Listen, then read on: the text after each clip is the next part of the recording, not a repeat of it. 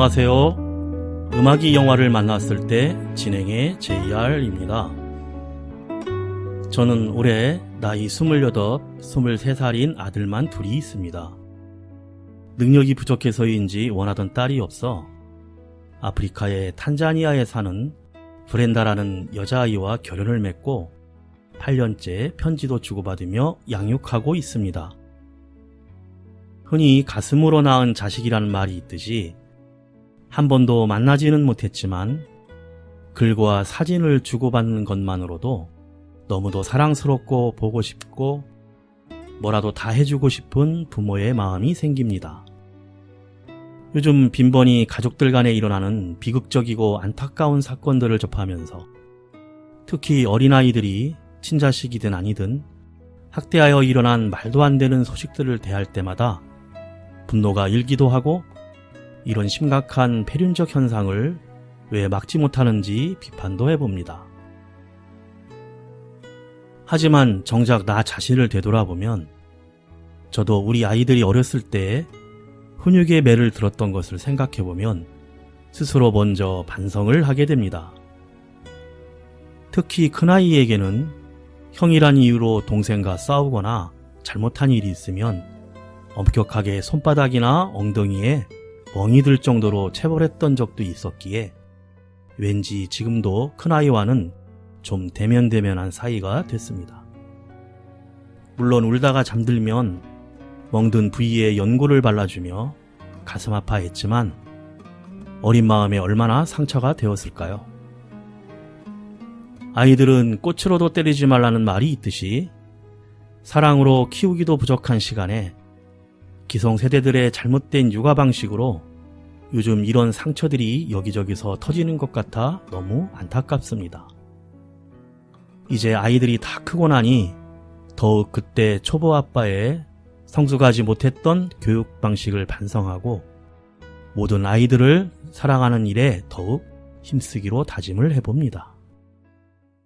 음악이 영화를 만났을 때 오늘 소개해드릴 영화는 지난 5월에 개봉된 한국 영화 어린 의뢰인입니다.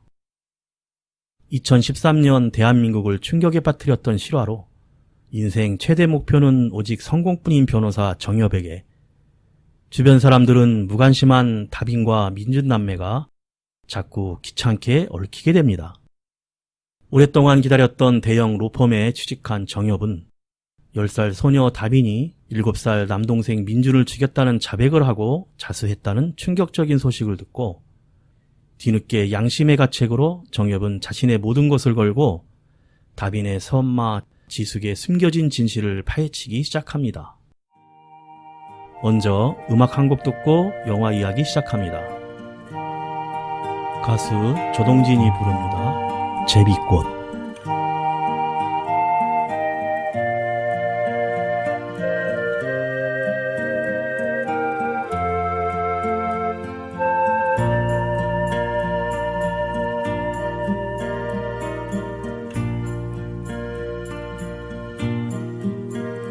내가 처음 너를 만났을 때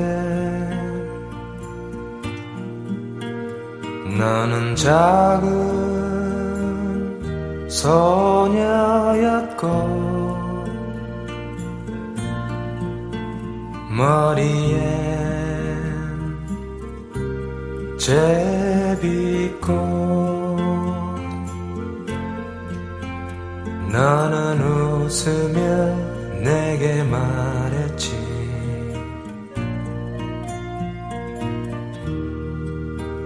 아주 멀리 새처럼 나르고 싶어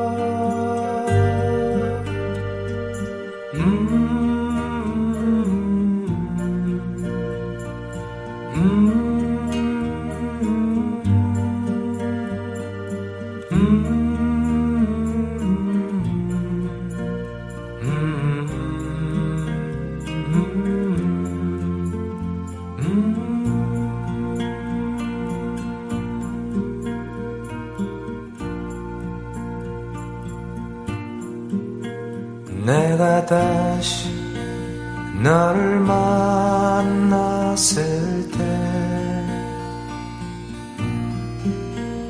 너는 많이 야위었고 이마에 땀방울 너는 웃으며 내게 말했지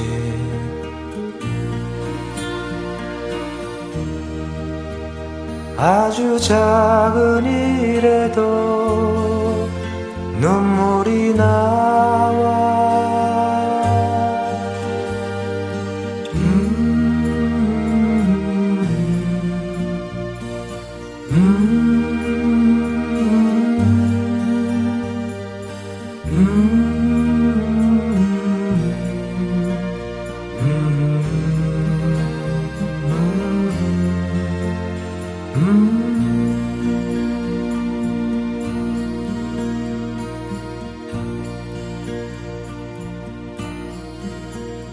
내가 마지막 너를 보았을 때 너는 아주 평화롭고 장 넘어 먼 눈길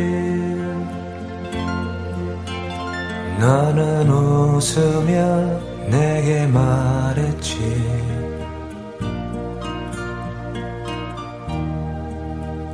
아주 한밤중에도 깨어있고 싶어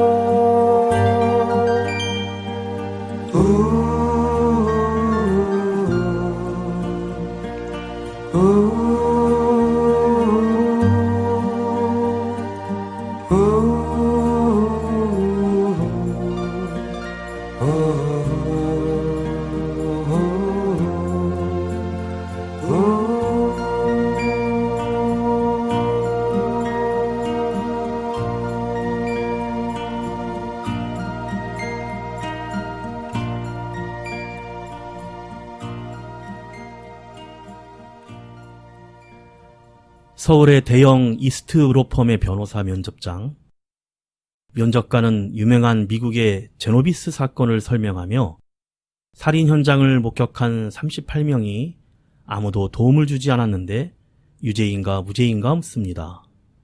면접생 모두는 기소할 수는 없지만 유죄라고 말하고 오직 정연만이 그 사건 이후 9.11이 생기게 되는 계기는 되었지만 방관했다고 해서 법적으로 죄를 물을 수 없다며 무죄라고 이야기합니다. 면접 후 고향 친구들과 선배 변호사가 술잔으로 낙방을 위로하는 자리에서 면접 시 무죄라고 한 정엽을 사회 정의감이 없다고 비난하고 정엽은 짜증을 내고 나가버립니다. 다빈과 민주는 엄마 없이 아빠와 살고 있지만 동생을 잘 돌보며 지내고 있습니다. 민준이 엄마 얼굴을 그리려고 하지만 엄마 얼굴을 본 적이 없어 그리지 못하자 다빈도 잘 생각이 나지 않아 여러 사진들을 찾아보지만 아빠가 사진마다 엄마 얼굴만을 도려내어 볼 수가 없습니다. 이때 아빠가 퇴근하고 자고 있던 민준이를 깨우라며 남매를 데리고 음식점으로 데리고 나갑니다. 거기에는 새엄마 지숙이 반가운 얼굴로 인사를 하고 앞으로 잘 지내자는 상냥한 태도에 다빈과 민준도 좋아서 활짝 웃습니다. 다음날 다빈이는 학교에서 즐겁게 축제 춤 연습을 한 후 동생과 함께 새엄마가 기다리는 집에 도착하니 아니나 다를까 새엄마는 다빈이 머리도 말려주고 맛있는 된장찌개와 여러 반찬의 푸짐한 식탁을 준비해 모두 기쁘게 둘러앉아 밥을 먹습니다. 하지만 민준이는 아직 젓가락질이 서툴러 자꾸 반찬을 흘리게 되고 순간 새엄마 지숙은 너희는 엄마한테 젓가락질도 안 배웠냐며 자리에서 일어나 머리카락을 고무줄로 묶고 섬뜩한 눈초리로 바뀝니다. 아이들이 상상하지 못한 반전이 일어나고 맙니다. 에드 시런의 노래 A Thinking Out Loud, 생각을 말해봐입니다. When your legs don't work like they used to before, and I can't sweep you off of your feet, will your mouth still remember the taste of my love? Will your eyes still smile from your cheeks? Darling, I will be loving you till we're 70. And baby, my heart could still fall as hard at 23. And I'm thinking about how people fall in love in mysterious ways. Maybe just the touch of a hand. Well, me, I fall in love with you every single day, and I just wanna tell you I am. So honey, now take me into your loving arms, kiss me under the light of 1,000 stars, place your head on my beating heart. I'm thinking out loud, maybe we found love right where we are. When my hair's all but gone and my memory fades, and the crowds don't remember my name, when my hands don't play the strings the same way, I know you will still love me the same. 'Cause honey, your soul could never grow old, it's evergreen. And baby, your smile's forever in my mind and memory. I'm thinking about how people fall in love in mysterious ways, and maybe it's all part of a plan.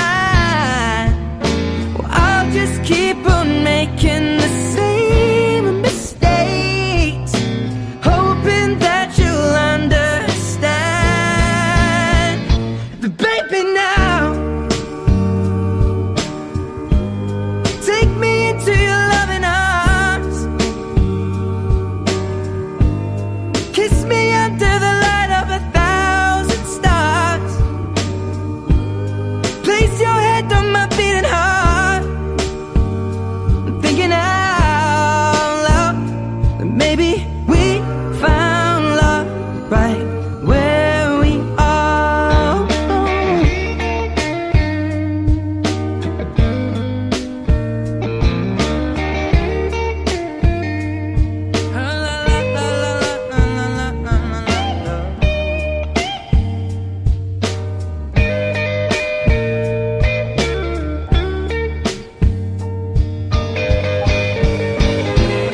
So baby, now take me into your loving arms, kiss me under the light of 1,000 stars. Oh darling, place your head on my beating heart. I'm thinking out loud that maybe we found love right where we are. Well, maybe we found love right where we are, and we found love right where we are. 백수인 정엽은 누나의 집에서 얹혀 살고 있습니다.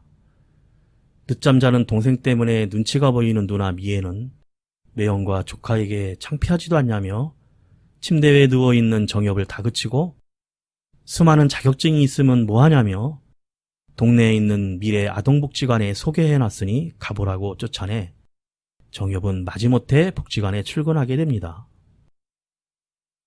한편 원래의 자기 성격을 드러내는 새엄마 지숙의 서슬퍼런 태도에 잔뜩 주눅이 든 다빈과 민준은 식탁에서 조심하지만 여전히 민준이 반찬을 흘리자 새엄마 지숙은 또 고무줄로 머리를 묶고 다빈이를 넘어뜨려 목을 조이고 동생 교육 똑바로 시키라며 광적인 행동을 보입니다.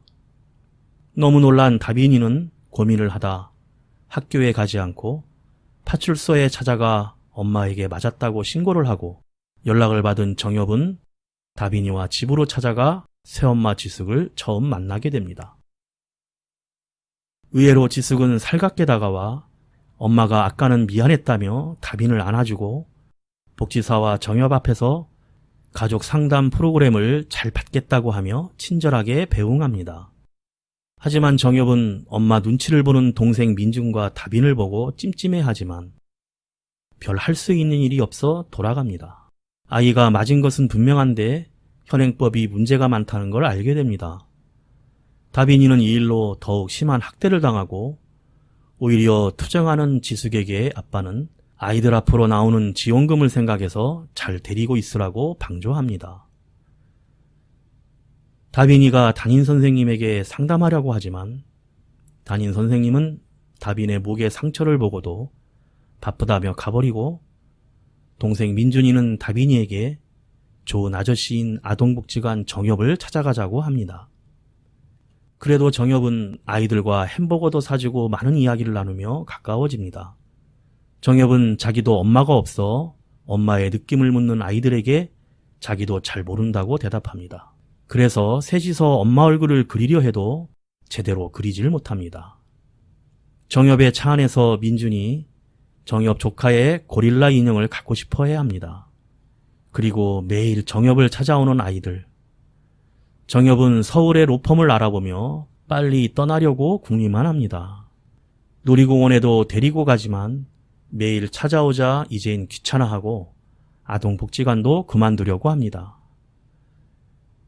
드디어 서울 대성 로펌에서 연락이 오자 아이들과 헤어지며 다음에 꼭 햄버거를 먹기로 약속하고 민준에게 고릴라 인형과 5만 원 지폐를 쥐어주고 서울로 급히 올라갑니다.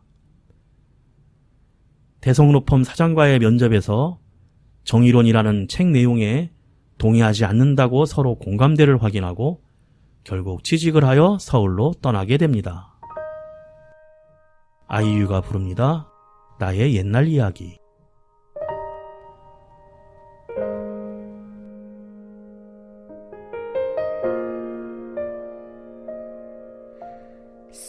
쓸쓸하던 그 골목을 당신은 기억하십니까? 지금도 난 기억합니다.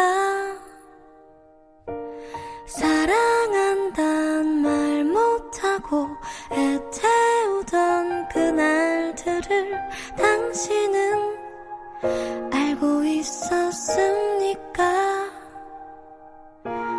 철없었던 지난 날의 아름답던 그 밤들을 아직도 난 사랑합니다. 철없던 사람아, 그대는 나의 모든 것을 하스려 하나. 무정한 사람아, 수줍어서 말 못했나? 내가 싫어 말 안 했나? 지금도 난 알 수 없어요. 이 노래를 듣는다면 나에게로 와주오 그대여.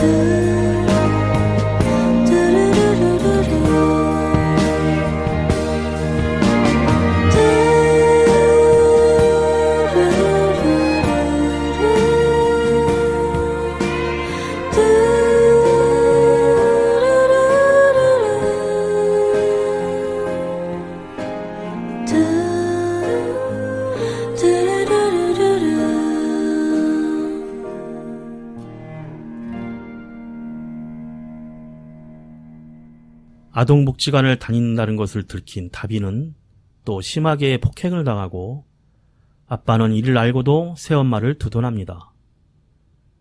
다음 날 학교에서 다빈이가 왼쪽 고막이 터져 귀에 피를 흘리며 쓰러지고 정엽에게 급히 연락이 와 병실에 찾아가 다빈을 만납니다. 다빈은 정엽만이 자신의 편에서 맞다고 하는 좋은 아저씨라며 아빠에게도 버려져 자신과 동생을 어디든지 데리고 가달라고 심정을 털어놓습니다. 화가 난 정엽은 복지관에서 고소하라고도 하고 다빈이 새엄마와 아빠를 만나도 보지만 소용이 없습니다. 혼자 넘어져 다쳤다는 보호자인 새엄마의 진술로 모든 법적인 것은 끝나고 정엽은 별도리 없이 서울로 올라옵니다. 대성로펌 대표는 정엽에게 기대가 크다며 외제차를 제공하자 정엽도 잊고 자기 일상으로 돌아갑니다. 그러나 다빈의 집 주변 사람들은 다빈이가 심하게 학대당하는 것을 알고 있지만 그냥 괜찮냐며 묻기만 하고 방관합니다.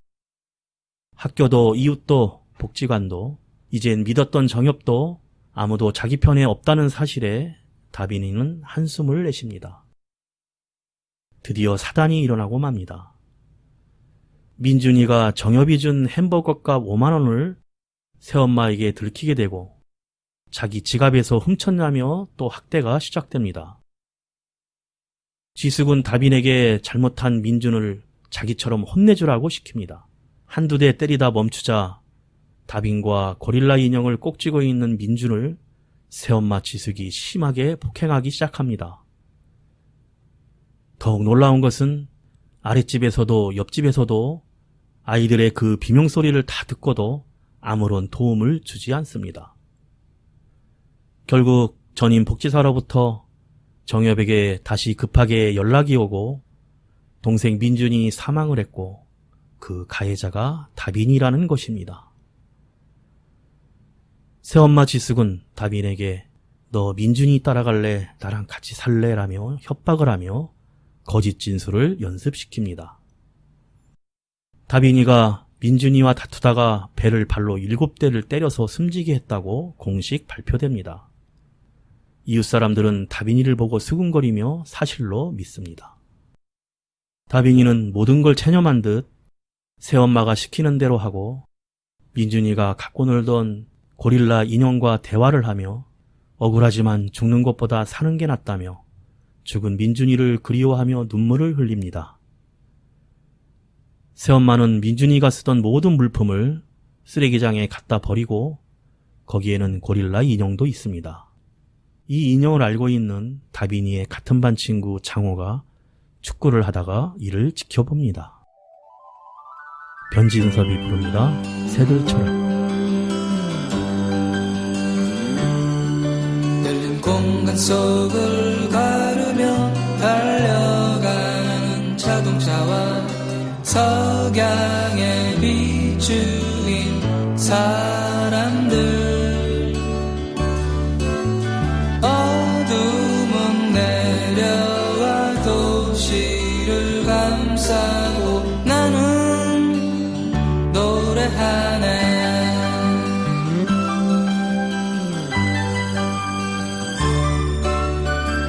눈을 떠보면 회색빛 빌딩 사이로 보이는 내 모습이 버붓는 소나기 세찬 바람 맞고 거리를 헤매이네 무거운 하늘 희뿌연 연기 사이로 보이는 아스팔트 답답한 도시를 떠나고 싶어도 나는 갈 수 없네 날아가는 새들 바라보며 나도 따라 날아가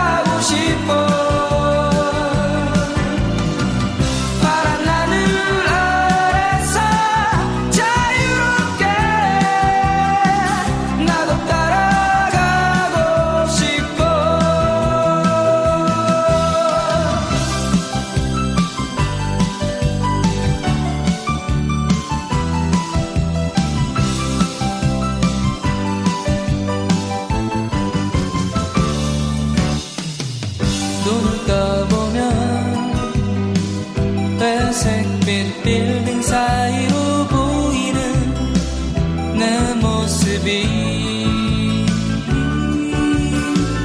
퍼붓는 소나기 세찬 바람 맞고 거리를 헤매이네. 무거운 하늘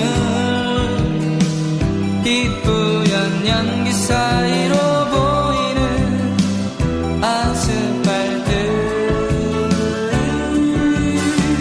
답답한 도시를 떠나고 싶어도 나는 갈 수 없네.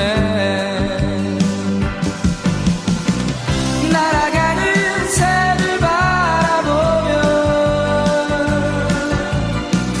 나도 따라 날아가고 싶어. 파란 하늘 아래서 자유롭게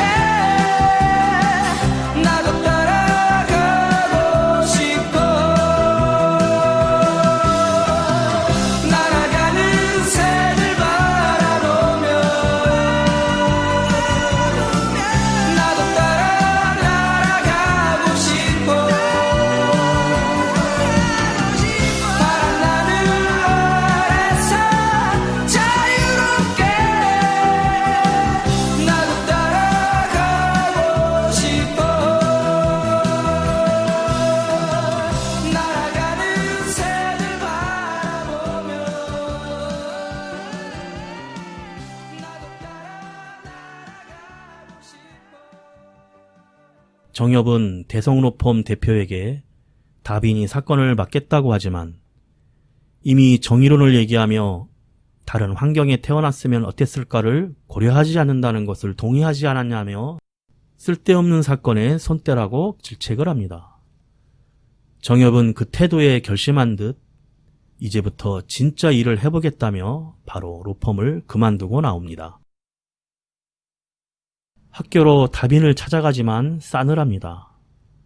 자신을 의지했던 민준이의 죽음에 양심의 가책을 느낀 정엽은 밤새 눈물로 후회를 하고 변호사인 누나 친구 민정에게 다빈이 사건을 맡아 같이 일해달라고 눈물로 사정을 합니다.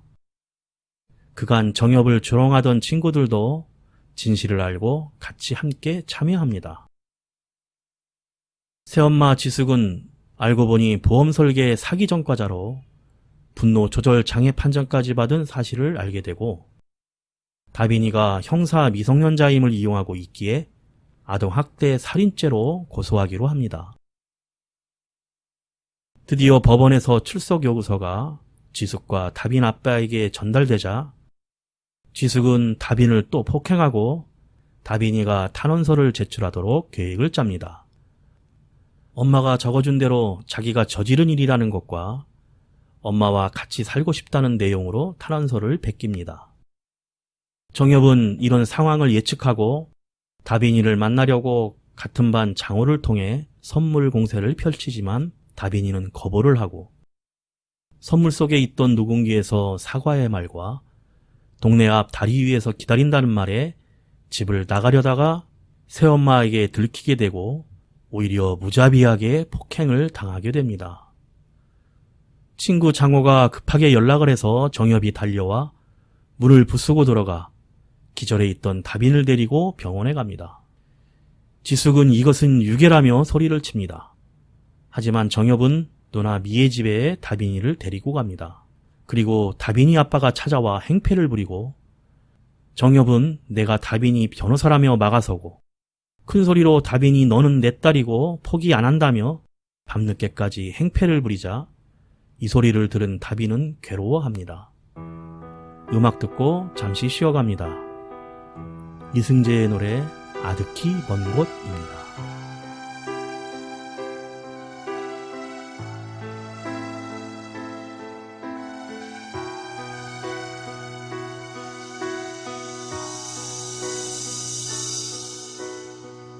찬바람 비껴 불어 이르는 곳에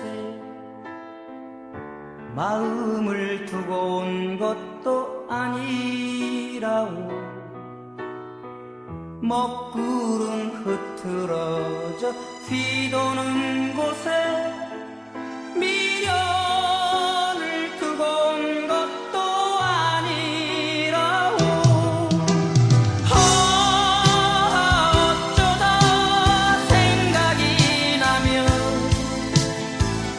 그리운 사람이 썩 밤을 지새고 가만히 생각하면 아득히 먼 곳이라 허전한 이 내 맘에 눈물 적시네.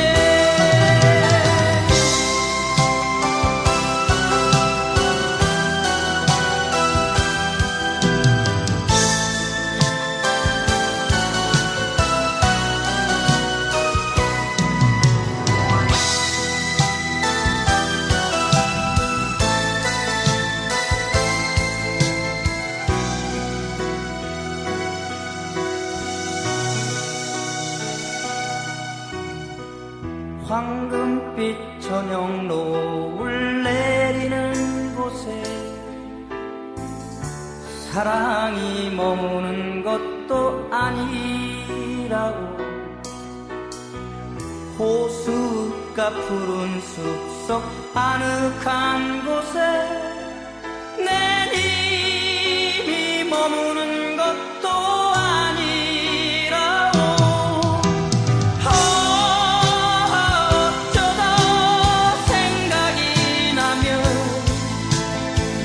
그리운 사람이 썩 밤을 지새고 가만히 생각하면 아득히 먼 곳이라 허전한 이 내 맘에 눈물 적시네.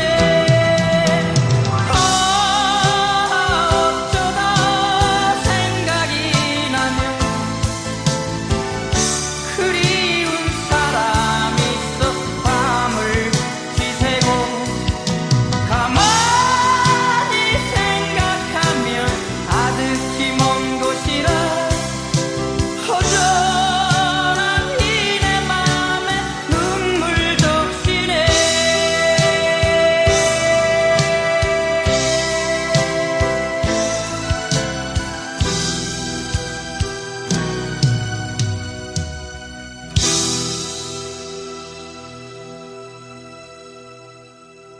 새엄마 지숙은 아동학대 치사죄, 아빠는 방조죄로 체포되어 법정에서 재판이 열리게 됩니다. 재판장이 지숙에게 진술의 기회를 주자 다빈이 엄마로서 역할을 다하지 못한 점에 사과하고 어쩔 수 없는 사고였지만 앞으로 엄마 역할을 다하겠다며 눈물을 흘립니다. 다빈이는 저녁에 아빠가 다녀간 후로 진술을 거부합니다. 피곤해서 소파에서 잠이 든 정엽에게 조카가 자기 고릴라 인형 어디 있는지 봤냐고 찾고 그 속에 녹화해 놓은 게 맞다고 투덜거립니다. 정엽이 민준에게 주어 갖고 놀던 고릴라 인형에 녹화 장치가 내장되어 있다는 사실을 알게 되어 정엽은 쓰레기장으로 찾으러 가지만 너무 늦어 찾을 수가 없습니다. 법정에서 다빈이는 증인석에 앉고 동생의 뺨과 배를 때린 적이 있냐고 변호사가 묻자 울먹이기만 합니다. 잠시 휴정하는 동안 정엽은 다빈을 설득합니다. 자기는 너를 모르는 척하고 서울로 간 나쁜 사람이고 약속을 지키지 않아 민준이가 그렇게 된 것 같아 미안하다고 합니다. 다빈이가 진술을 번복하지 않는 한 재판이 불리한 상황입니다. 이때 다빈이 친구 장호가 고릴라 인형을 들고 자기 엄마와 함께 법원으로 찾아옵니다. 증인으로 문정엽 변호사가 나서서 말을 하지 않는 다빈에게 고릴라 인형을 보여주고 별명인 킹콩이인 고릴라와 나와 여기 있는 모든 사람들이 이제 다빈이 너를 지켜줄 거라고 설득하자 그 당시 상황을 진술하기 시작합니다. 자기를 지켜준 적이 없는 어른들에 대해 얘기하고 민준이를 때렸다고 고백합니다. 엄마가 때리라고 시켜서 민준이 뺨을 3대 정도 때려서 민준이가 죽은 거 아닌가 하고 무섭다고 울먹입니다. 다빈이는 동생이 죽은 것을 지켜봐야 했고 친권자이기에 현행법상 살인자인 새엄마와 같이 살 수밖에 없었던 것입니다. 그래서 다빈이는 죄를 뒤집어쓰고 살아있는 쪽의 길을 선택해야만 했고 이는 살고자 하는 필사적인 의지였던 것입니다. 라고 정엽이 증언을 합니다. 이어서 판사가 민준이를 누가 때렸냐고 묻자 다빈이는 고민 끝에 새엄마가 때렸다고 대답합니다. 크리스티나 페리의 A Thousand Years 천년입니다.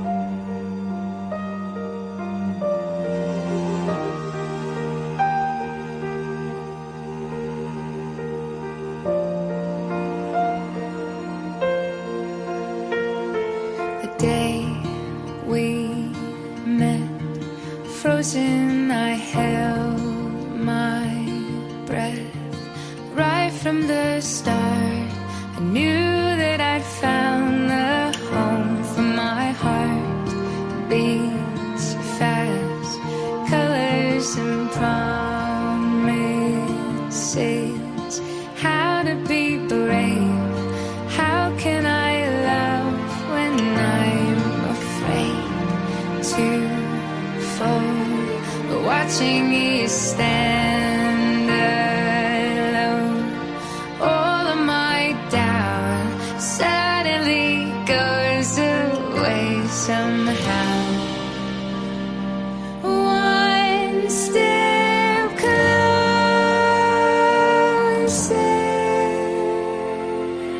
I have died every day waiting for you, darling. Don't be afraid. I have loved you for 1,000 years. I love you for 1,000 more.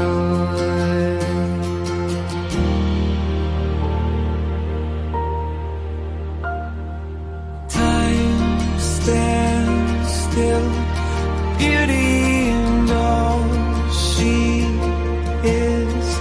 I will be brave, I will not let anything take away what's standing in front of me. Every breath, every hour has come to this. One step closer. I have died every day waiting for you, darling. Don't be afraid. I have loved you for 1,000 years. I love you for 1,000 more. And all along I believed I would find you. Time has brought your heart to me. I have loved you for 1,000 years. I love you for 1,000 more.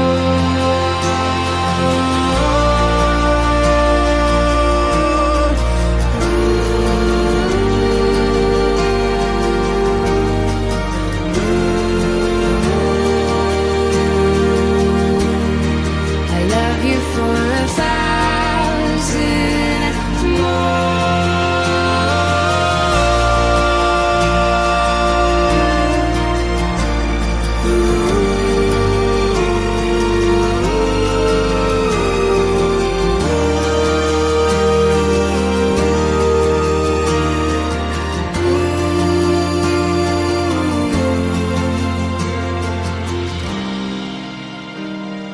One step closer.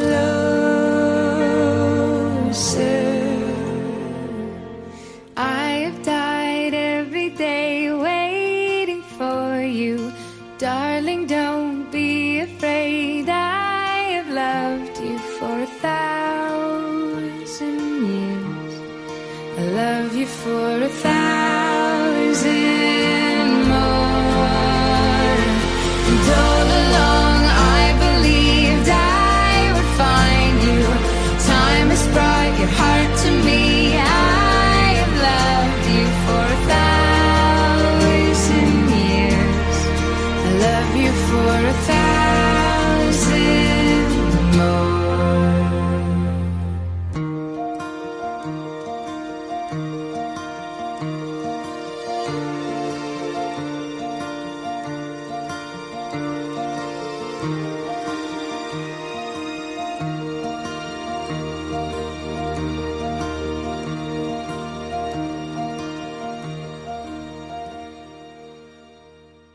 새엄마 지숙의 변호사는 이 사건은 증거와 증인 없이 유도신문으로 혐의를 입증할 수 없다며 이의를 제기합니다. 이때 검사는 혐의를 입증할 동영상이 있다며 고릴라 인형 속에 녹화된 영상을 제출합니다. 영상 속에는 새엄마 지숙이 동생 민준을 무자비하게 폭행하는 장면이 그대로 녹화되어 있었고, 이를 지켜보는 방청객들도 놀라며 눈물을 흘립니다.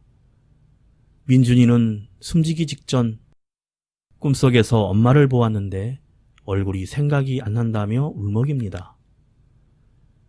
지숙은 오히려 자기는 아이들을 잘 돌봐왔고 잘못이라면 몇 대 때린 게 전부인데 뭐가 잘못됐냐며 욕을 하며 소리칩니다.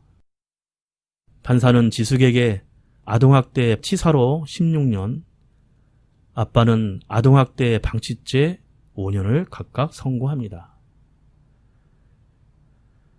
재판이 끝난 후 정엽은 다민이가 준 사진을 근거로 엄마의 얼굴이 나와 있는 사진을 찾아서 전달해 줍니다. 동네 앞 다리 위에서 민준이가 이제 엄마 얼굴을 봤으니까 엄마를 만날 수 있다는 음성과 함께 종이 비행기가 하늘을 멀리 날아가며 영화가 끝납니다. 아동학대는 신체적인 것만 아니라 아동의 건강 또는 복지를 해치거나 정상적 발달을 저해할 수 있는 신체적, 정서적, 성적 폭력이나 가혹행위와 아동의 보호자가 유기하거나 방임하는 것을 말하는데요. 물리적이나 교육적, 의료적인 것을 포함합니다. 우리나라는 2001년에서 2017년 사이에 216명이나 사망을 했습니다. 아동학대 신고 건수는 2001년 4,133건이었으나 2015년에는 19,208건, 2017년에는 34,169건으로 약 10배가 증가했다고 합니다. 그러나 가해자의 대부분은 집행유예 또는 벌금형을 선고받았고, 더욱 놀라운 것은 아동학대의 가해자 10명 중 7명은 부모였다는 사실이 너무 가슴 아픈 현실입니다. 학대를 받는 아동이 있다면 우리 주위의 관심과 대처가 얼마나 중요한지 우리 모두가 영화를 통해 알 수 있는데요. 사실 미국의 제노비스 사건이 오보였었다는 게 밝혀지긴 했지만 사회의 정의라는 측면에서 우리 모두는 절대 방관자가 되어서는 안 되겠다는 생각을 다시 한번 해봅니다. 음악이 영화를 만났을 때 오늘 소개해드린 영화는 한국 영화 어린 의뢰인이었는데요. 2013년 8월에 발생한 칠곡 계모 아동 학대 사건을 바탕으로 만든 영화입니다. 장규성 감독은 이런 문제가 일어나는 것에 대한 어른들의 미안함을 이야기하고 싶었다는데요. 그래서 섬뜩했던 눈빛의 배우 유선의 연기력으로 학대 장면을 짧게 절제하였음에도 상상할 수 없는 잔혹함에 배우 자신도 무척 힘들었다고 합니다. 저도 아직까지도 마음속에 안타까움이 남아 있습니다. 마지막으로 마음이 안정될 수 있는 조용한 음악 한 곡 들으며 인사드립니다. 여행 스케치가 부릅니다. 별이 진다네. 지금까지 JR이었습니다. 오늘도 인생을 영화처럼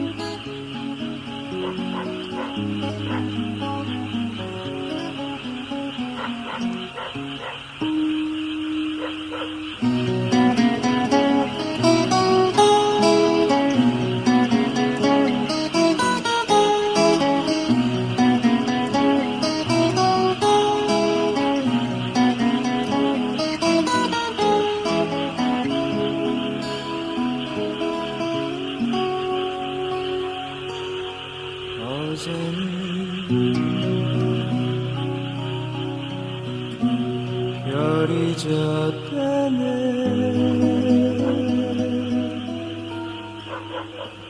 나의 가슴이 무너졌네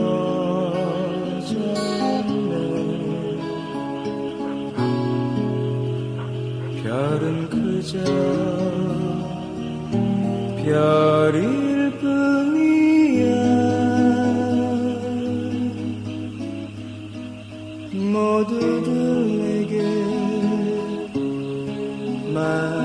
하지만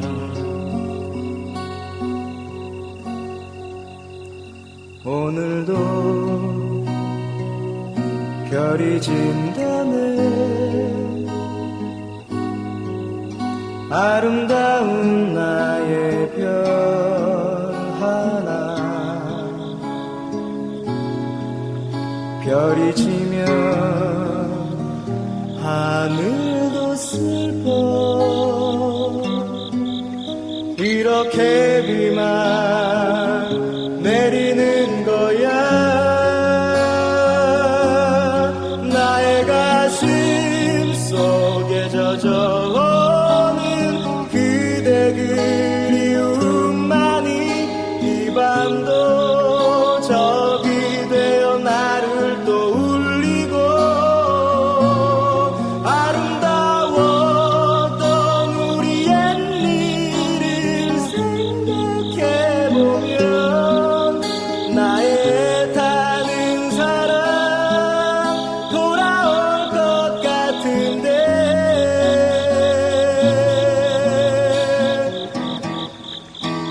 나의 꿈은 사라져가고 슬픔만이 깊어가는데.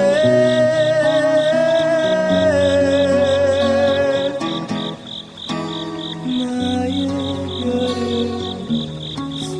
사라지고 어둠만이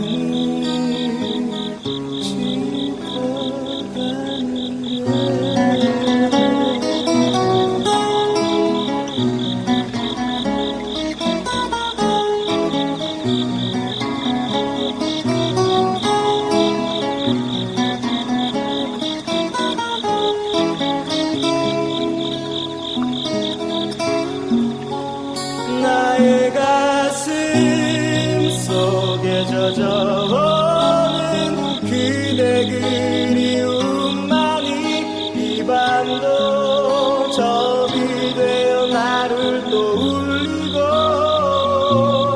아름다웠던 우리 옛일을 생각해보면 나의 타는 사랑 돌아올 것 같은데.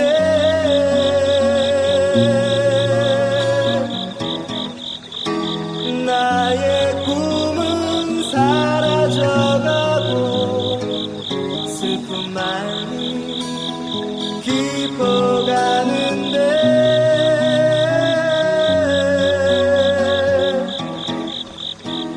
나의 별은 사라지고 어둠만이